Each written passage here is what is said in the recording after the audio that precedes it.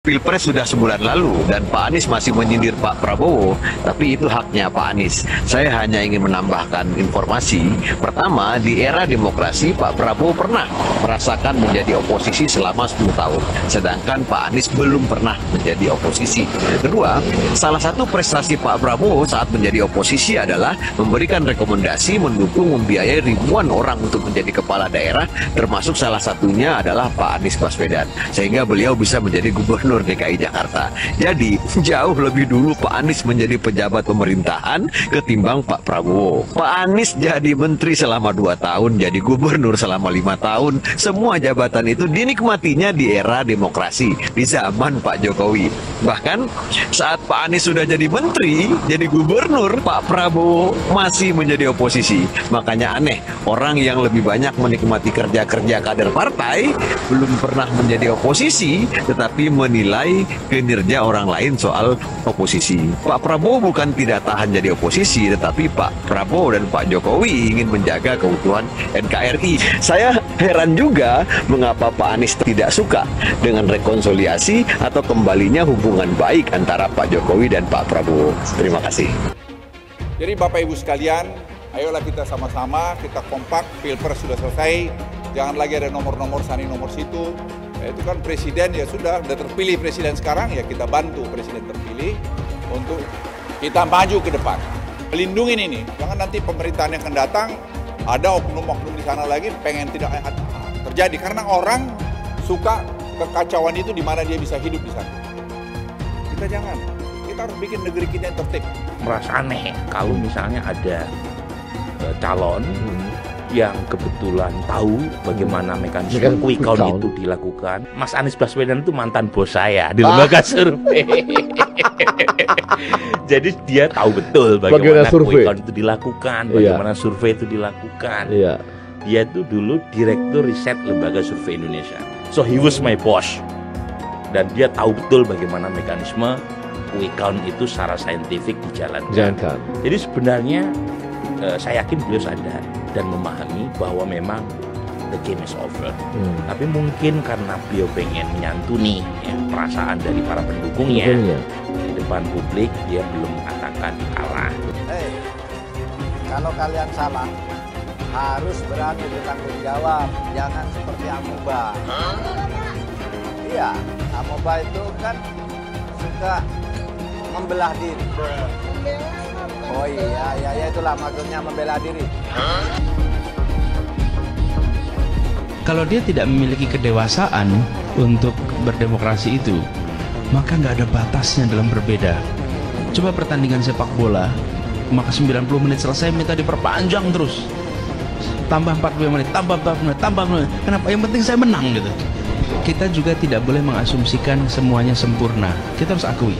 Shalom dari Tanah Perjanjian, Pak Prabowo, kami rakyat Indonesia mempunyai harapan besar bahwa Pak Prabowo bisa membawa Indonesia menjadi negara yang lebih moderat, tidak lagi menjadi negara ultra kanan, dapat lebih memanusiakan lagi bangsa Yahudi dan ke depan bisa mempunyai kerjasama dengan Israel. Perempuan-perempuan Sobat Anies mengharapkan agar terjadi pemilu dengan jujur, adil, langsung, umum, bebas, dan rahasia, dan mengharapkan segenap aparat untuk mengkondisikan pemilu 2024 dengan baik. Jangan pernah memicu kemarahan rakyat. Jangan salahkan rakyat. Curang, bang! Curang, bang! Curang, bang! Takbir! Allahu Akbar! Kita tetap berjuang. Kita tetap berjuang sampai titik darah penghabisan. Jangan kira kalau ini adalah kemenangan dan kemenangan. Enggak, kita nggak akan terima. Rezimnya biadab, rezimnya nggak cinta rakyat, rezimnya jahat, pengkhianat rakyat. Demi Allah, demi Rasulullah, aku nggak ridho. Ya Allah, tunjukkan kebesaran-Mu, ya Allah, kumpai aku. Anda berjuang dari 2014, tunjukkan kebesaran-Mu, ya Allah. Kalau emang dia punya kuasa, pasti menang. Pasti menang, kumpai aku. Pelaku kejahatan HAM diberikan gelar oleh Presiden terhormat kita Bapak Joko Widodo dengan gelar Jenderal Bintang 4 Maka hari ini saya Nurdiana akan juga memberikan gelar kehormatan kepada seorang Joko Widodo, yaitu gelarnya sebagai Bapak Pengkhianat Bangsa dan Bapak Perusak Reformasi. Luar biasa dan luar biadabnya Jokowi. Seekor anjing pun, ya, dia akan sadar, dia tahu yang namanya balas budi. Saya akan siap melawan rezim Jokowi dan bangkitnya Orde Baru di negeri ini. Lalu, teman-teman di sini apakah hanya diam dan diam melihat ketidakadilan yang ada di negeri kita? Kita adalah orang-orang yang dulunya mendukung Jokowi. Jadi kita jugalah yang harus bertanggung jawab untuk melawan rezim Jokowi. Selama ini kita pikir seorang Jokowi itu orang yang baik. Ternyata dia adalah iblis berkedok manusia. Ya, Jokowi adalah iblis berkedok manusia. Mohon terhormat atau rakyat memilih.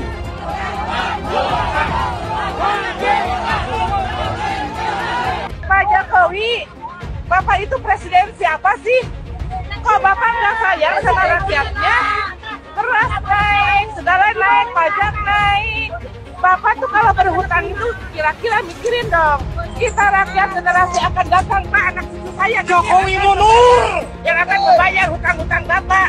Kalau bansos atas nama Bapak, pakai gambar Bapak, tapi saatnya hutang ke negara, atas negara, atas rakyat. Gimana ya deh? Turun, Bapak harus punya rasa malu dong. Ya Allah, iya, nggak punya rasa malu, tidak punya rasa bersalah. Bapak tuh pura-pura nggak ngerti, itu pura-pura on, itu pura-pura wong besok. Bapak itu pura-pura pelangak-pelongok, padahal Bapak itu mematikan rakyatnya, Pak. Kasihan rakyat ini, jangan pura-pura pelangak-pelongok. Aku nggak tahu, kalau ditanya aku nggak tahu. Masa seorang presiden nggak tahu segala sesuatu permasalahan yang ada di negeri ini? Rakyat, Pak, turun aja Bapak. Nggak punya malu, Bapak ini. Kasihan Pak pada pejuang 45 yang sudah memerdekakan negeri ini. Menangis itu para arwah-arwahnya. Masih Bapak, seluruh rakyat Indonesia dari Sabang sampai Merauke, Pak. Semua itu rakyat. Aku pilih 02, tapi ada yang bilang pendukung 02 itu bukan orang cerdas. Tapi nggak apa-apa, memang aku bukan orang yang cerdas. Betul. Tapi setidaknya aku bukan orang jahat dan yang paling penting hati ini masih waras. Karena percuma juga cerdas, tapi kelakuan seperti orang yang tidak waras. Dan yang jelas, mau pilih calon presiden mana saja itu bebas. Karena berbeda pilihan itu boleh, tidak dilarang dan tetap sah. Jadi tak perlu lagi merendahkan, menghina kalau pendukung paslon lain itu semuanya goblok dan pendidikannya rendah. Ingat, dengan cara kau merendahkan orang lain tidak membuat dirimu terlihat cerdas dan gagah, tapi akan terlihat jauh lebih rendah daripada sampah. Orang-orang yang kalah itu harusnya sudah kasih pidato pengakuan. Kasih pidato pengakuan kekalahan, bukan malah mencoba untuk membuat hiruk pikuk, ya, apalagi kemudian mencari jalan lain di luar prosedur yang diberikan. Kalau sengketa hasil pemilu kan dan pelanggaran-pelanggaran itu prosedurnya sudah diberikan. Ya, pelanggaran lewat Bawaslu. Ya, kalau ada persengketaan hasil lewat Mahkamah Konstitusi. Tapi tampaknya dua pihak yang kalah tidak mau untuk menjalani prosedur itu. Mereka malah ingin mengalihkan prosedurnya ke proses politik. Kalau ke proses politik itu sebenarnya bukan pemilunya yang memenangkan Prabowo Gibran yang akan mereka utak-utik. Ya, yang akan mereka utak-utik adalah pemerintahannya Pak Jokowi. Jadi kalau bisa Pak Jokowi tetap berusaha untuk dimakzulkan, berusaha untuk diturunkan, ya, karena ada hak angket yang ingin mereka coba. Walaupun menurut saya hari ini itu sama sekali tidak mendapatkan dukungan dari masyarakat. Karena masyarakat akan mengait-ngaitkannya dengan kekalahan pemilu. Ini karena kalah pemilu aja bikin angket nih. Coba menang pemilu, tentu mereka nggak akan bikin angket. Kami sudah muak dengan pemilu curang. Kami datang ke sini sebagai rakyat sipil bergerak. Kami cinta yang namanya keadilan. Kami cinta namanya perubahan. Kami muak dibohongi, dicurangi. Dengan siapa? Tanyakan sendiri dengan hati kalian. Pengen perubahan, tapi kalau diajak bergerak untuk menegakkan keadilan di kantor KPU, KPU itu curang. Saya tanya kepada KPU, goblok nggak? Goblok apa enggak? Tolol apa goblok? Ngakunya insinyur, ngakunya profesor, tapi diajak jebun neraka. Dia mau dengan money dan jabatan yang terjual belikan negara kita oleh siapa? Komunis Cina. Ini fakta. Kalian gak usah takut menyampaikan kebenaran. Kalian gak usah takut. Yang hak katakan hak, batil katakan batil. Allahu Akbar. Allahu Akbar. Tapi kan itu quick count, belum real count. Ya nggak apa-apa. Kalau tidak percaya dengan sampel, jangan periksa darah lagi di lab. Karena laboratorium itu kalau periksa hanya 1 tetes darah. Kalau kita tidak percaya untuk mengetahui keseluruhan darah yang ada mengetahui. Tapi kalau kita tidak percaya dengan 1 tetes darah, maka sedot seluruh darah. Iya, yang pertama saya ingin menyampaikan terima kasih kepada partai pengusung, pendukung, seluruh masyarakat dan relawan ya atas hasil quick count-nya. Tapi biasanya kalau quick count yang seperti ini kan ada yang nanti tidak setuju kan. Oh, jangan diklaim dulu lah kalau menang, tunggu real count. Maka saya ingin menyampaikan terima kasih juga terhadap seluruh aparat yang sudah menjaga dan yang ada di sini sangat baik sekali begitu sehingga Jawa Tengah aman ya. Tahap pertama adalah tahap di mana 1 kemenangan berdasarkan quick count. Yang kedua adalah apa yang ada di real count nanti. Maka apapun namanya deklarasinya ada deklarasi quick count dan deklarasi real count. Banyak yang kebakaran jenggot nih karena Prabowo Gibran menang telak sekali putaran. Saking gak terimanya, semuanya tuh pada nuduh curang. Bilang rip demokrasi lah, selamat datang rezim otoriter lah, bilang inilah, bilang itulah. Sorry to say ya, kubu 01 sama 03 yang gak terima kekalahan harus denger nih nasihat dari Pak Mahfud MD. Kata Pak Mahfud MD, orang yang takut kalah itu selalu menyerang. Semua pemilu dituduh curang oleh yang kalah. Intinya kalau kalah mah kalah aja. Mereka yang kalah akan cari 1000 pembelaan untuk menolak kekalahannya. Ingat, jujur atau curang itu subjektif. Yang kalah selalu merasa dicurangi. Tapi kemenangan itu objektif. Begitu juga dengan kekalahan. Ya udahlah, yang kalah terima aja. Dan semua yang pelaku curang wajib didiskualifikasi. Audit KPU, audit ketua KPU, audit anggota KPU, audit sistem KPU. Temukan siapa pelaku pidana, tangkap dan hukum. Baru kita pikirkan pemilu ulang. Kalau tidak ada audit KPU, tidak ada audit ketua KPU, maka kita wajib menolak apapun hasil dari yang diputuskan oleh KPU. Siap lawan, siap lawan, siap lawan, Allahu Akbar. Menyikapi perhitungan suara pemilu, kami sampaikan hal-hal sebagai berikut.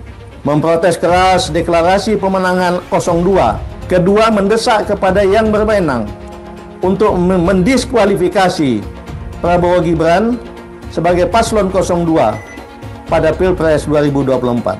Pemunculan nama Gibran Rakabuming Raka sebagai calon wakil presiden 02 yang dilakukan melalui rekayasa hukum yang sangat memalukan dan langsung disambut oleh KPU tanpa lebih dahulu menunggu revisi peraturan KPU telah nyata-nyata telah mengkhianati konstitusi.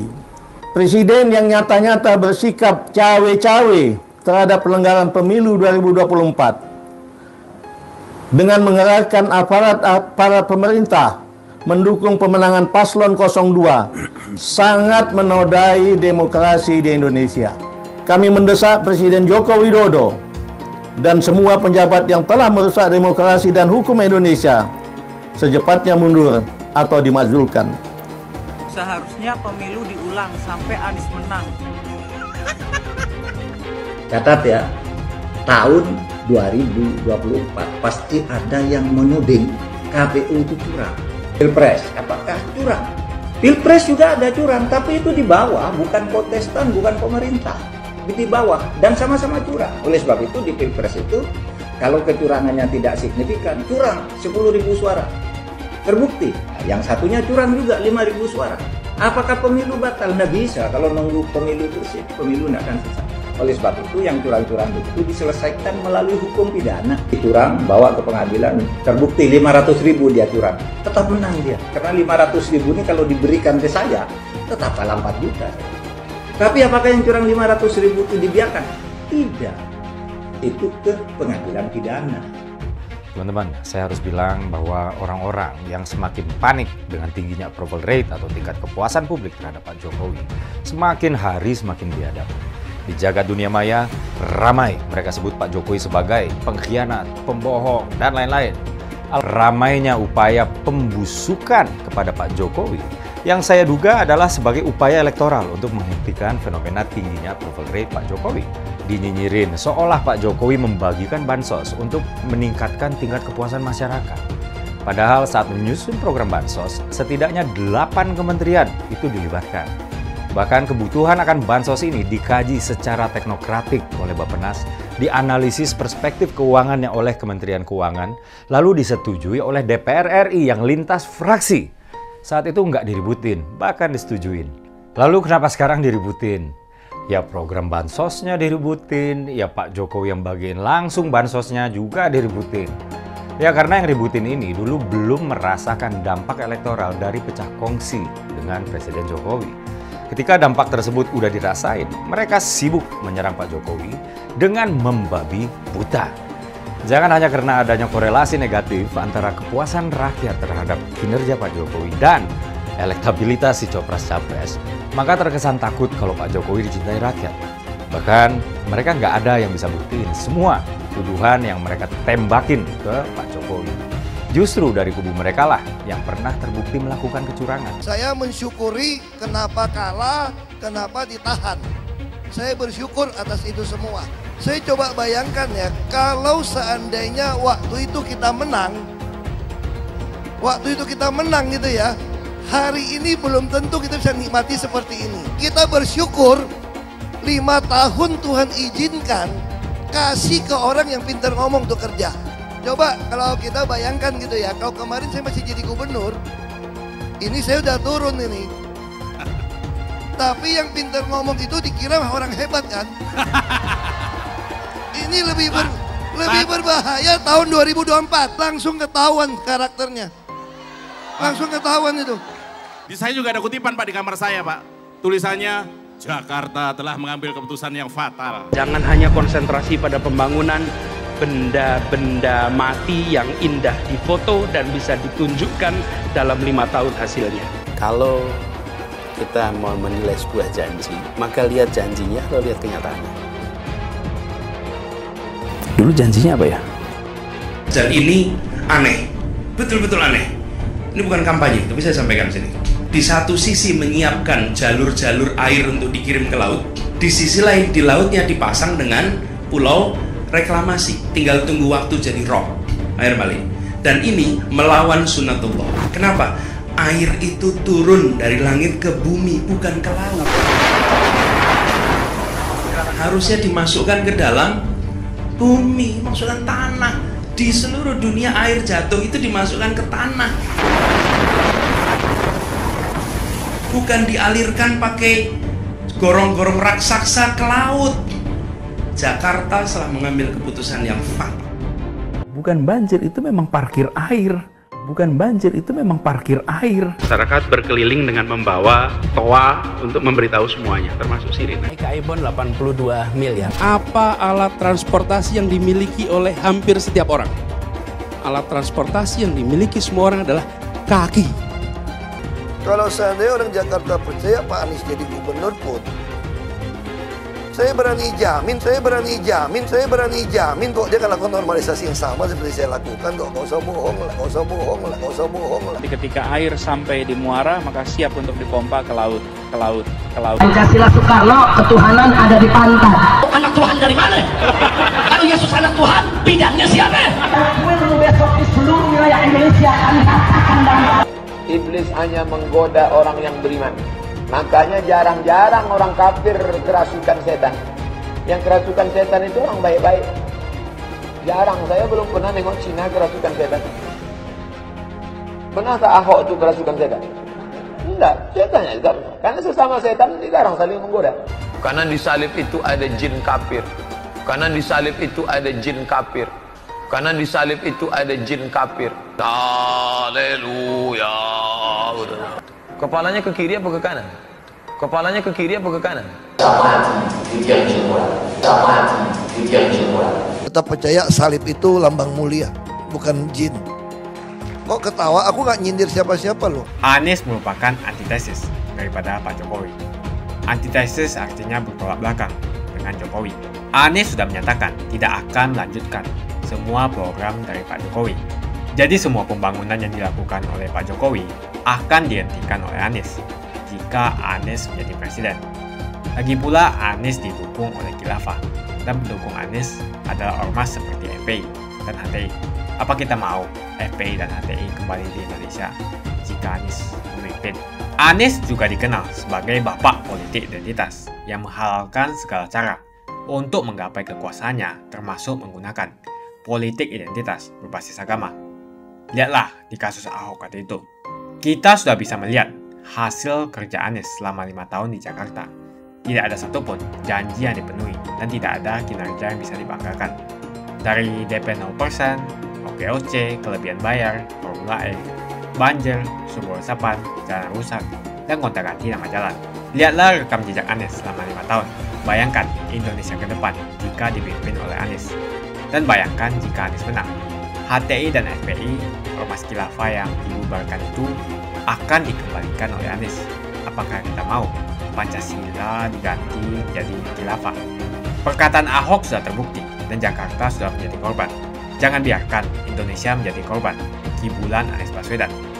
Umat minoritas, terutama kaum Tionghoa, tidak akan memilih Anies Baswedan. Sejak awal, saya sudah mengingatkan ada masalah antara Jokowi dan Prabowo yang awalnya seperti bersahabat, tetapi di balik itu semua sebenarnya hanyalah pertemanan berdasarkan kepentingan.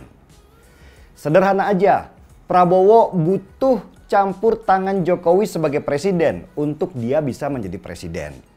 Sedangkan Jokowi butuh kendaraan melalui Prabowo supaya anaknya Gibran bisa menjadi calon wakil presiden.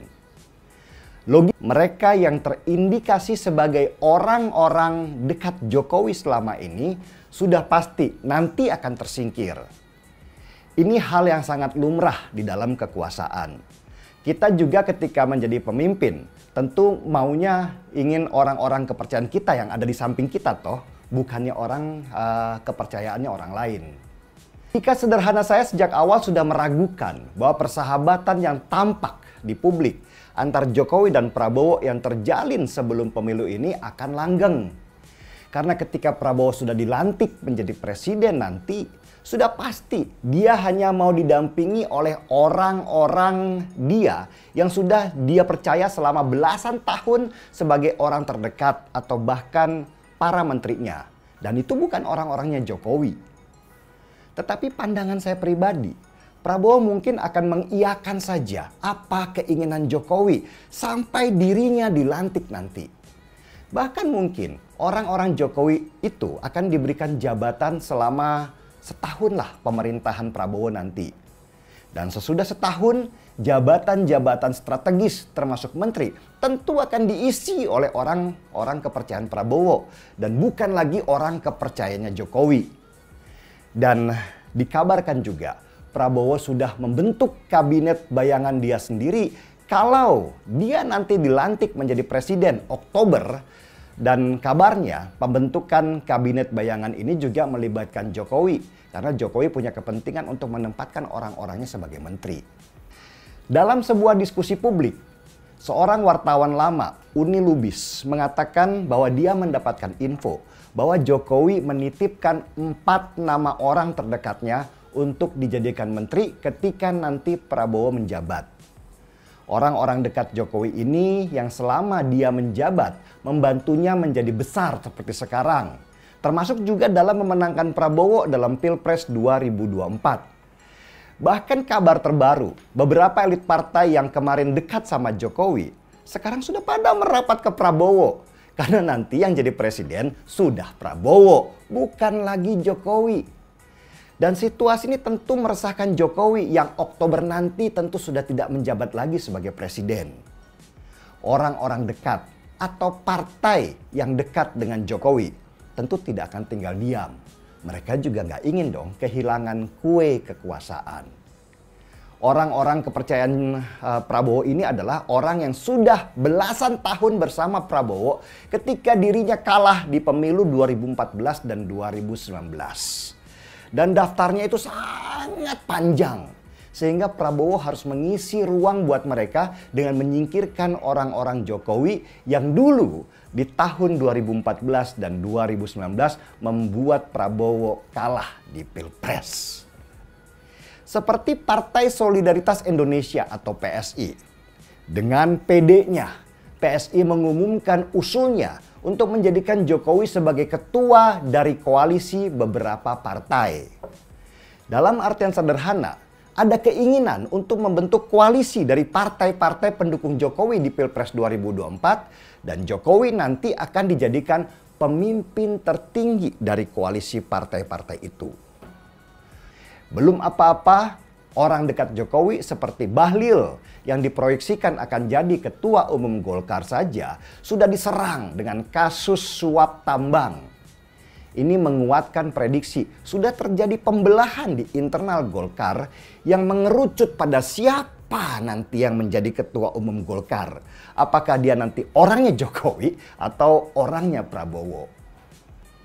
Oktober nanti Jokowi sudah selesai jadi presiden, nggak megang lagi kekuasaan. Lalu untuk apa perintahnya itu harus dituruti? Tentu partai-partai itu akan lebih senang ada di bawahnya Prabowo yang memegang kekuasaan nanti. Apalagi kalau mereka dikasih jabatan menteri atau jabatan yang nikmat lainnya. Usulan sih boleh-boleh aja. Pertanyaan besarnya adalah ketika Jokowi tidak menjabat lagi Oktober nanti, apakah partai itu mau bergabung di bawah Jokowi? Wow, itu mimpi yang terlalu muluk rasanya. Kalau melihat karakter elit-elit partai kita yang mayoritas pragmatis dan juga cenderung oportunis, tentu menyatukan partai-partai itu di bawah Jokowi yang sudah tidak menjabat lagi jadi hal yang tidak mungkin. Kalau sudah masuk di sini, ini sudah masuk pada ranahnya perang bintang. Perang para elit untuk menjadi penguasa di negeri ini. Kita ini, para penonton, cukuplah gelar tikar sambil nunggu apakah pembagian bansos akan seperti waktu Pilpres kemarin atau itu hanya ada di masa promosi aja. Dulu Anies bisa menang karena menggunakan agama dan etnis. Isu agama, ras, dan antar golongan dinikmati oleh relawan Anies. Saat itu Anies didukung oleh FPI, HTI, dan pengasong khilafah lainnya.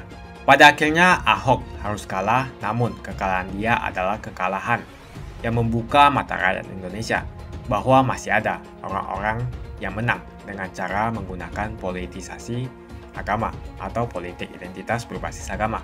Ternyata banyak sekali orang yang dengan mudah terhasut lewat jalan-jalan seperti itu. Relawan Anies terutama dari FPI, HTI, PA212 seperti Bahar Smith dan Rizik Syihab selalu menghujat Cina, etnis Cina. Tapi saat ini negara Cina sudah menjadi nomor 1 di dunia. Saya bangga sebagai Cina. Etnis Tionghoa dicap sebagai pemberontak, sedangkan etnis Arab dianggap sebagai Tuhan atau tuan dari pribumi. Etnis Arab dipuja-puja dan dianggap sebagai dewa. Lihat saja Rizik Syihab dan Bahar Smith dipuja-puja, padahal mereka mengujar kebencian. Pengasong khilafah seperti Rizik Syihab, Bahar Smith, dan teman-teman, mereka hanya buat gaduh di Indonesia. Sedangkan negara yang mereka sanjung-sanjung itu, Arab Yaman, masih belum maju dan masih terbelakang.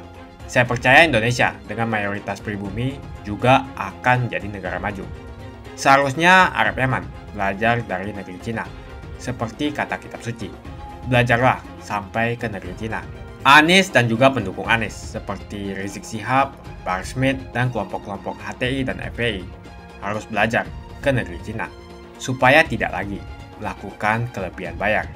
Yang jelas saya memilih pribumi, bukan yang dari Yaman. Ganjar jelas pribumi, nasionalis, dan pasti akan melanjutkan visi dan misi dari Pak Jokowi. Suara Ahok merepresentasi warga minoritas, dan etnis Tionghoa mendukung Ganjar Pranowo. Ahok pasti akan mendukung Ganjar, karena Ahok anti radikalisme. Ahok yang jelas tidak akan mendukung Anies Baswedan, karena Anies Baswedan didukung oleh kelompok khilafah, HTI, dan FPI, ormas terlarang itu. Anies merupakan antitesis daripada Pak Jokowi, dan diragukan kenasionalisannya, apalagi pribumiannya. Antitesis artinya bertolak belakang dengan Jokowi. Anies sudah menyatakan tidak akan melanjutkan semua program dari Pak Jokowi. Jadi semua pembangunan yang dilakukan oleh Pak Jokowi akan dihentikan oleh Anies jika Anies menjadi presiden. Lagi pula Anies didukung oleh khilafah, dan pendukung Anies adalah ormas seperti FPI dan HTI. Apa kita mau FPI dan HTI kembali di Indonesia jika Anies memimpin? Anies juga dikenal sebagai bapak politik identitas yang menghalalkan segala cara untuk menggapai kekuasaannya, termasuk menggunakan politik identitas berbasis agama. Lihatlah di kasus Ahok tadi itu. Kita sudah bisa melihat hasil kerja Anies selama 5 tahun di Jakarta. Tidak ada satupun janji yang dipenuhi dan tidak ada kinerja yang bisa dibanggakan. Dari DP 0%, OKOC, kelebihan bayar, Formula E, banjir, sumber resapan, jalan rusak, dan gonta-ganti nama jalan. Lihatlah rekam jejak Anies selama 5 tahun. Bayangkan Indonesia ke depan jika dipimpin oleh Anies. Dan bayangkan jika Anies menang. HTI dan FPI, ormas khilafah yang dibubarkan itu, akan dikembalikan oleh Anies. Apakah kita mau Pancasila diganti menjadi khilafah? Bagian Indonesia Timur yang mayoritas non-muslim seperti Bali tidak akan setuju dengan khilafah atau sistem khilafah. Mungkin Indonesia akan bubar jika Anies menjadi presiden. Perkataan Ahok sudah terbukti dan Jakarta sudah menjadi korban. Jangan biarkan Indonesia menjadi korban kibulan Anies Baswedan. Umat minoritas, terutama kaum Tionghoa, tidak akan memilih Anies Baswedan. Saya yakin karma Ahok mengejar Anies Baswedan. Dulu Anies memainkan politik identitas kepada Ahok. Sekarang Anies dipertanyakan kepribumiannya karena dia teriaman. Itu saja opini saya hari ini. Tuliskan opini kalian tentang Anies Baswedan. Jika kalian setuju dengan pendapat saya di video ini, pastikan kalian menekan like di video ini dan bagikan video ini ke teman dan family Anda supaya mereka semua mengetahui tentang informasi ini.